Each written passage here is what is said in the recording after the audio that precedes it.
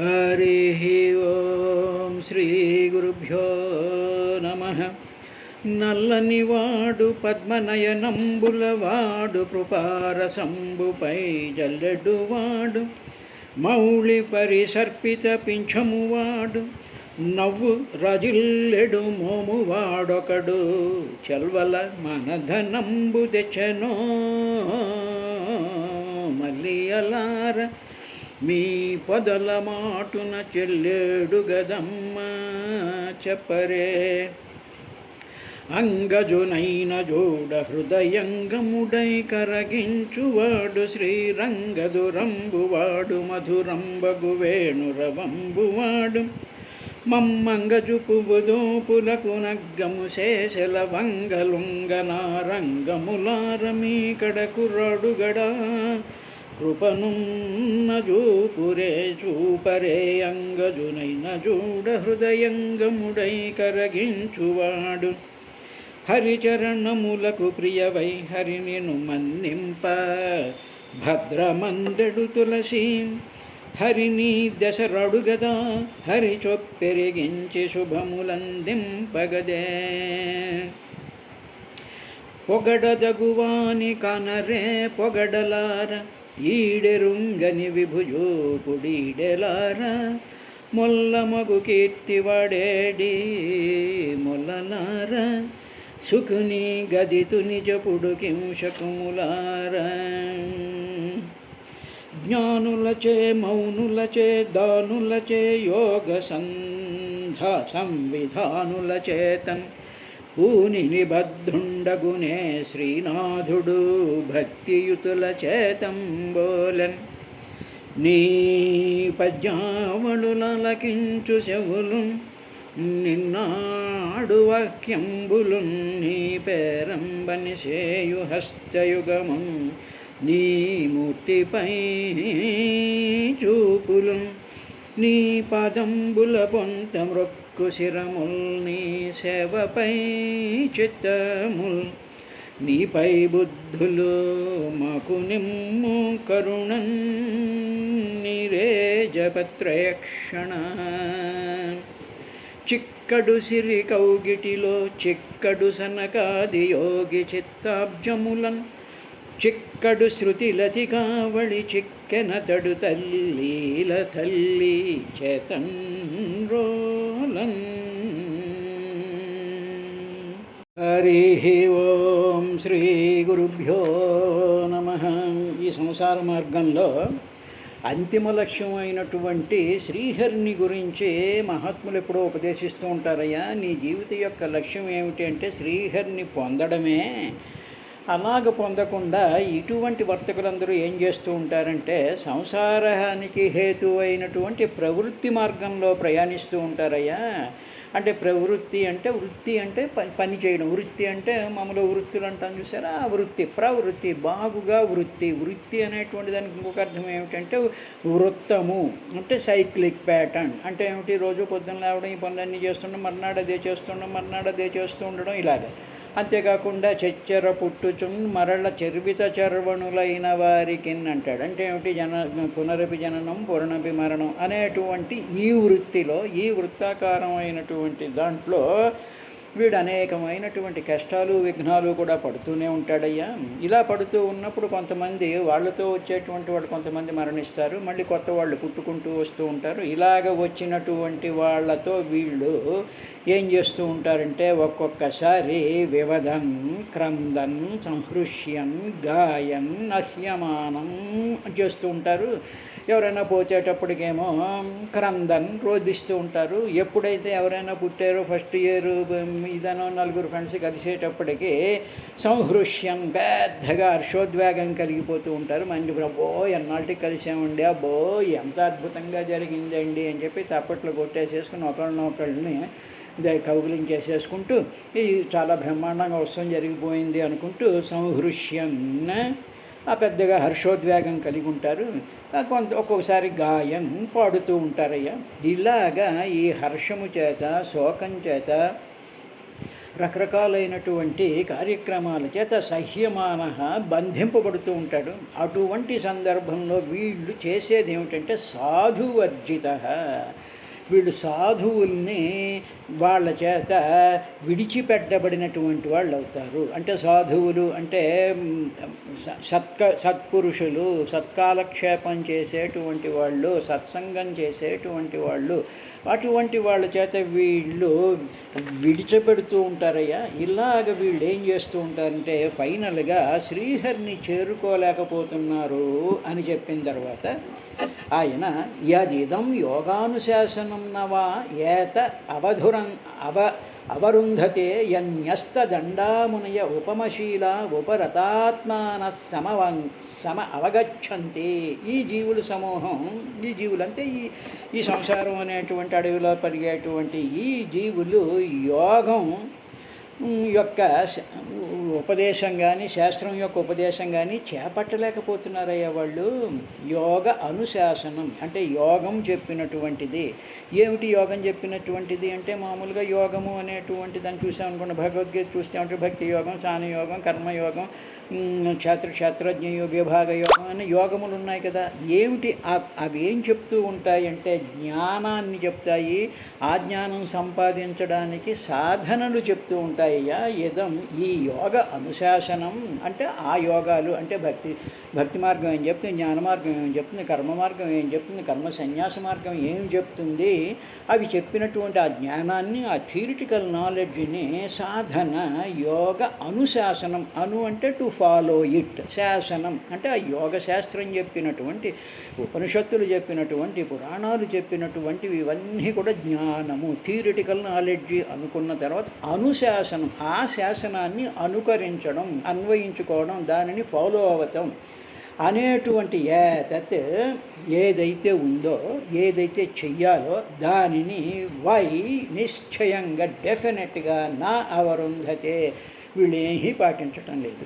24 గంటలు రకరకాలైనటువంటి కార్యక్రమాలు, రకరకాలైనటువంటి ప్రవృత్తి మార్గాలు చేసినవే చేస్తూ కొన్నవే కొంటూ, చూస్తున్నవే చూస్తూ ఉంటూ, తింటున్నవే తింటూ ఉంటూ, మరణించినప్పుడు దుఃఖపడిపోతూ, ఏదైనా పుడుతూ ఉండేటప్పుడు సంతోషాలతోనూ దీంతో ఉంటూ ఉంటారా.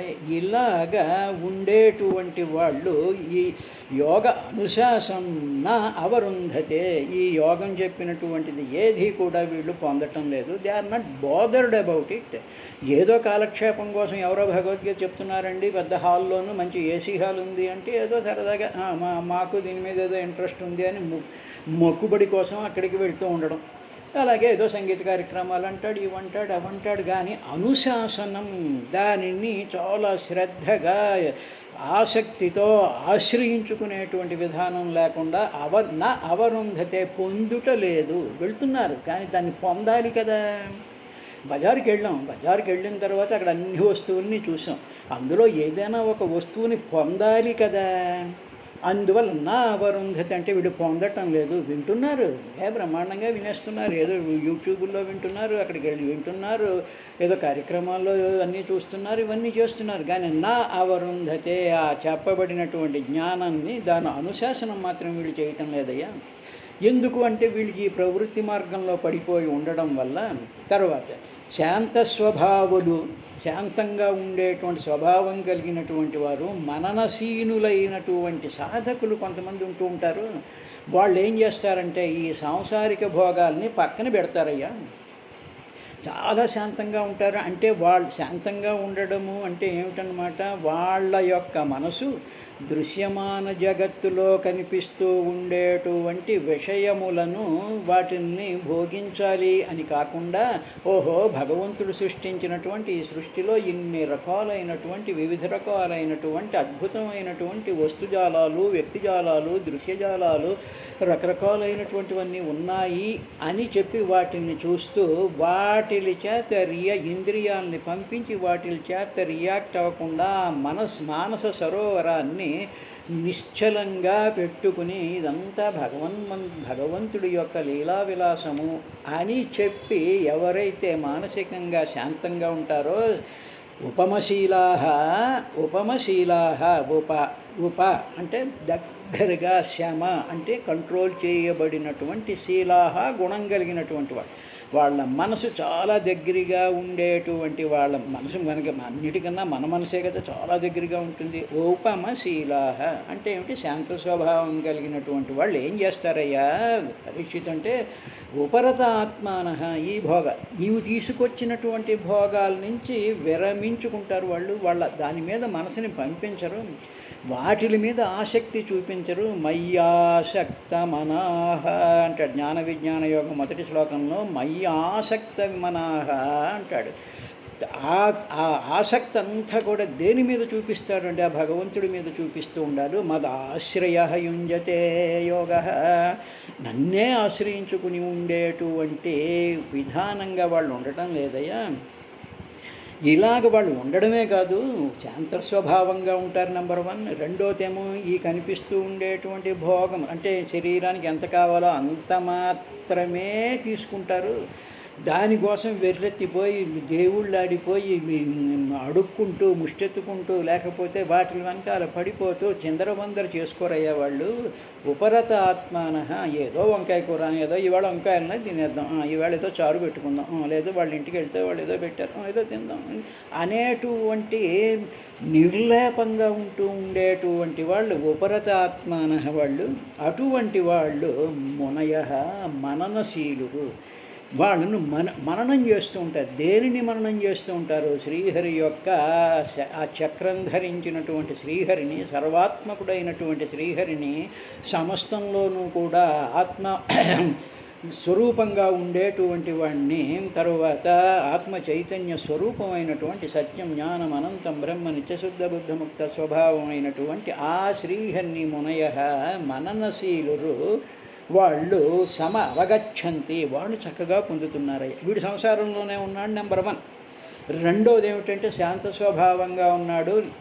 వీడు సంసారంలో ఉన్నాడు, వాడికి ఉండేటువంటి ఫస్ట్ క్వాలిటీ ఏంటంటే ఉపమశీలాహ శాంత స్వభావంగా ఉన్నాడు. తర్వాత ఉపరత ఆత్మానః కనిపిస్తూ ఉండేటువంటి భోగాల మీద నుంచి మనసుని వెనక్కి లాగేసుకుంటూ మనసులో అరజడి లేకుండా ప్రశాంతంగా పెట్టుకుంటూ ఉన్నాడు. తర్వాత ఆ భగవత్ సంబంధమైనటువంటి మననం చేస్తూ ఉంటాడు.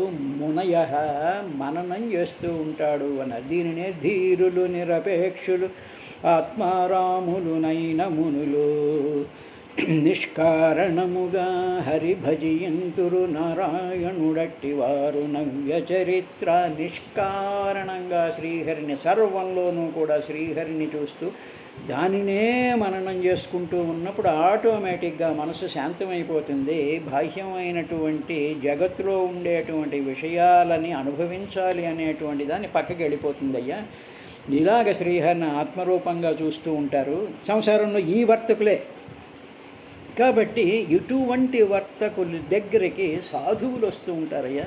సాధువులు ఇటువంటి వాళ్ళని వదిలిపెట్టరు, మిగతా కార్యక్రమాలు చేసేటువంటి వాళ్ళు వాళ్ళని వదిలిపెట్టరు, కానీ సాధువులు మాత్రం వీళ్ళని వదిలిపెట్టరు అన్నట్టుగా చెప్తూ ఇంకా ఏమన్నారంటే, యదపి దిగభజయినో యజ్వినో ఏ వై రాజర్షయః కింతు పరమృధే శైరన్నస్యామేవ మమేయమితి కృత వైరానుబంధాయాం విసృజ్య స్వయం ఉపసంహృతాః.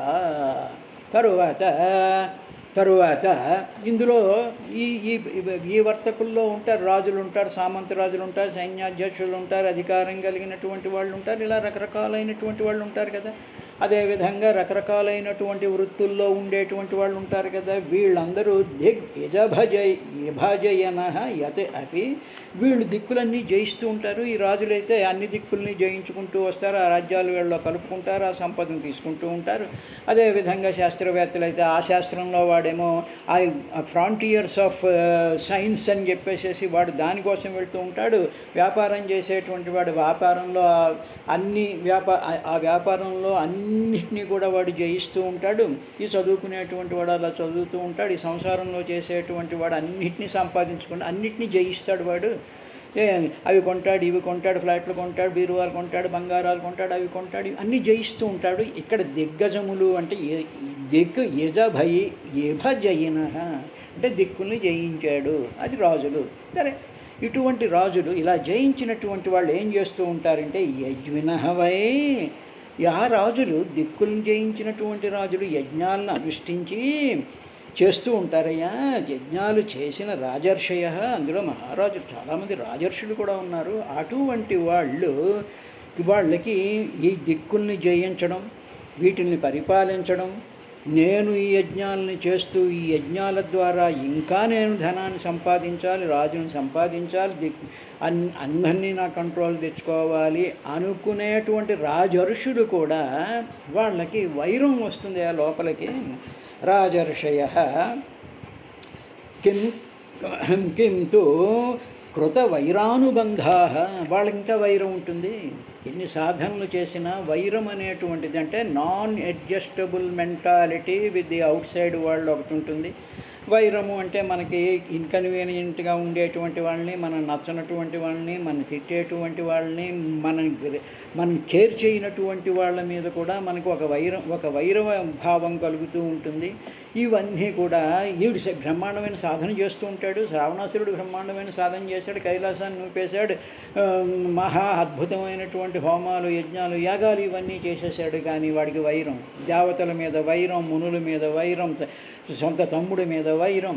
కాబట్టి ఎంత సాధనలు చేసేసి ఎంత పొడి చేసాము, ఎన్ని గుళ్ళు కట్టేశాము, ఎన్ని యాగాలు, హోమాలు, పారాయణలు చేసేసాము అన్నా సరే రాజర్షయభి ఏం చేస్తూ ఉంటారంటే కృత వైరానుబంధం. ఈ వైరాను ఉంటుంది. పెద్ద సైంటిస్ట్ ఉంటాడు, ఆ పక్క సైంటిస్ట్తో విడిపడి చావదు.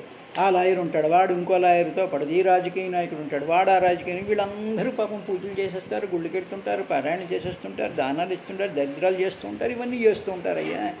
ఇలాంటి వాళ్ళు యుద్ధరంగంలో నేల మీద పడి మరణిస్తారయ్యా. యుద్ధరంగం అంటే ఏమిటి? జీవితం అనేటువంటి యుద్ధరంగంలో ఇటువంటి సాధకులు అనుకుని దిక్కులన్నీ జయించేసామనుకుని అన్నీ కూడా చాలా సంతృప్తిగా ఏడిసామనుకుని మేము సాధించినటువంటిది లేదనుకుని మేము చాలా సంతృప్తిగా ఉన్నాం అనుకున్నటువంటి వాళ్ళు కృతవైర అనుబంధ. అట్ ది సేమ్ టైం వాళ్ళందరితోనూ వైరం ఉంటూ ఉండేటువంటి వాళ్ళు ఏం చేస్తుంటారు? పరం కేవలం హృదయ యుద్ధభూమిలో, అంటే జీవితం అనేటువంటి ఈ యుద్ధభూమిలో శరీరం నిద్రిస్తుంటారు, పెర్మనెంట్ నిద్రపోతూ ఉంటారయ్యా.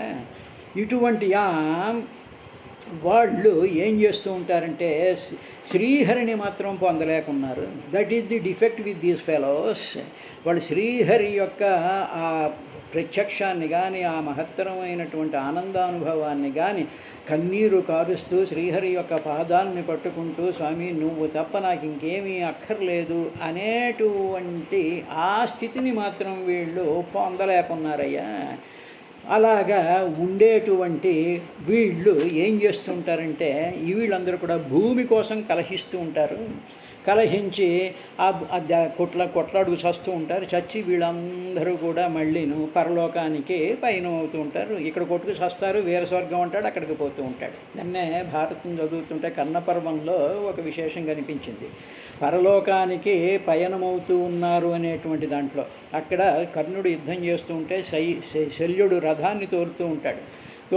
బ్రహ్మాండంగా యుద్ధం జరుగుతూ ఉంటుంది. ఆ యుద్ధంలో అందరూ మరణిస్తున్నప్పుడు చాలా అద్భుతంగా వ్యాసుల వారు అది ఒకళ్ళు చెప్తున్నట్టు కాదు, అక్కడ దృశ్యాన్ని ఆయన ప్రొజెక్ట్ చేశాడు. ఎప్పుడైతే ఈ మరణించినటువంటి సైనికులు, మరణించినటువంటి ఏనుగులు, రాజులు వీళ్ళందరూ వేల మంది చచ్చిపోతూ ఉంటారు. ఆ యుద్ధంలో చచ్చిపోతున్నటువంటి వాళ్ళు ఆకాశ మార్గంలో నుంచి అప్సరసలు విమానాలు తీసుకొచ్చి వీళ్ళందరినీ తీసుకుని స్వర్గానికి తీసుకెళ్తున్నారు అనేటువంటి శ్లోకం కనిపించింది. కాబట్టి అంటే పూర్వం ఆ కాన్సెప్ట్ ఎలా ఉండేది అంటే వీర స్వర్గాన్ని అలంకరిస్తారు అనేటువంటి విషయాన్ని మనకి అక్కడ చూపించారు. కాబట్టి ఈ వీర స్వర్గం అనేటువంటిది ఒక భావం ఉన్నది కాబట్టి అది కనిపిస్తూ ఉంటుంది. కానీ ఇప్పుడు మనలాంటి ఈ కాలంలో మనకి ఆ కాన్సెప్ట్ అందదు, ఆ దృశ్యం కలగదు. అందువల్ల వీళ్ళు వీర స్వర్గానికే వెళుతున్నారు తప్ప శ్రీహరిని పొందలేకున్నారు, ఇది నిశ్చయము అన్నాడు. అంటే ఏమిటనమాట? వైరభావం ఉండడం, శాంత స్వభావాన్ని లేకుండా ఉండడం, విషయభోగాలను అనుభవిస్తూ ఉండడం, శ్రీహరి గురించి ఆలోచించకపోవడం, కానీ వైరాలు పెట్టుకుని అవి జయించాం, ఇవి జయించాం, ఇవన్నీ అచీవ్ అయిపోయాం, ఇవి చేసాం అనేటువంటి వర్తకులు, ఈ రాజులు యజ్ఞాలు చేస్తారు, పరలోకానికి ప్రయాణం అయిపోతూ ఉంటారయ్యా. అని చెప్పారు.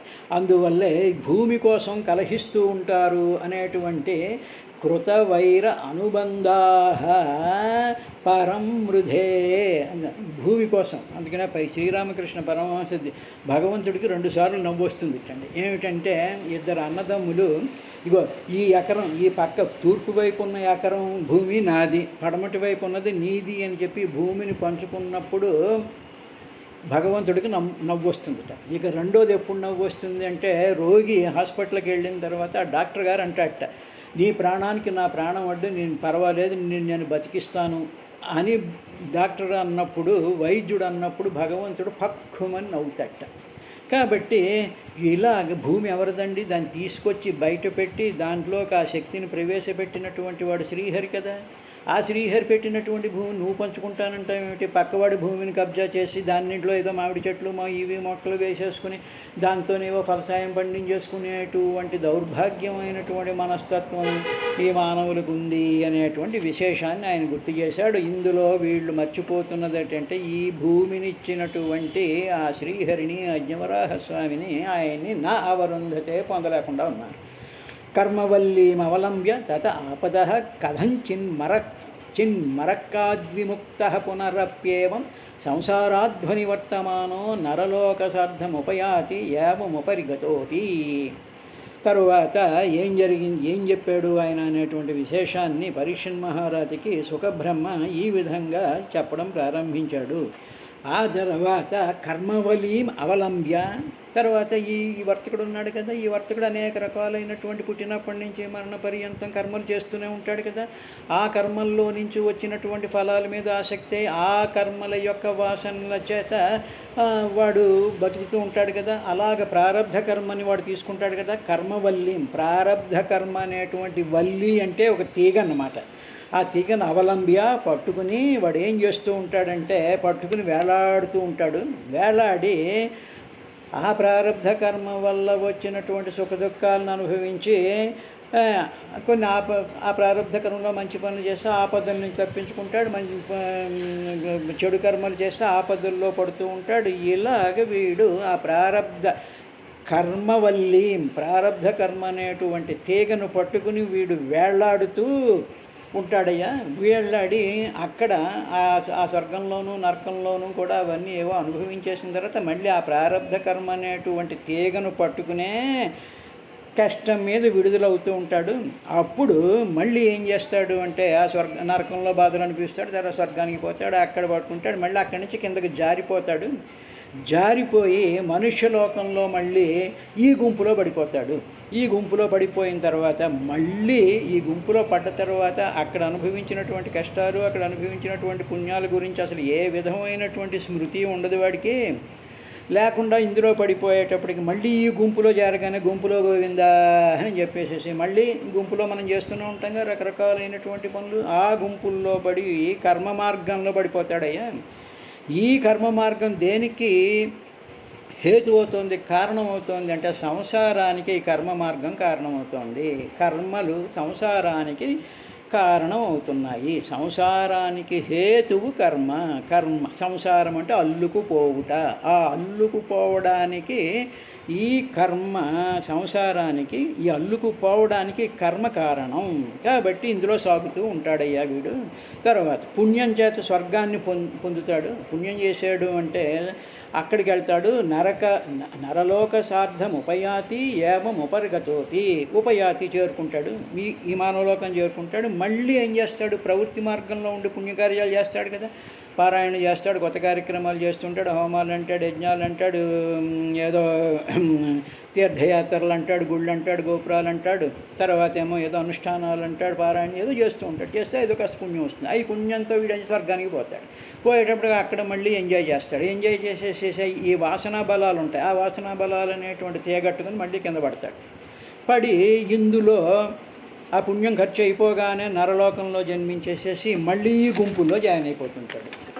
ఇలాగ వీడు చేస్తూ ఉంటాడయ్యా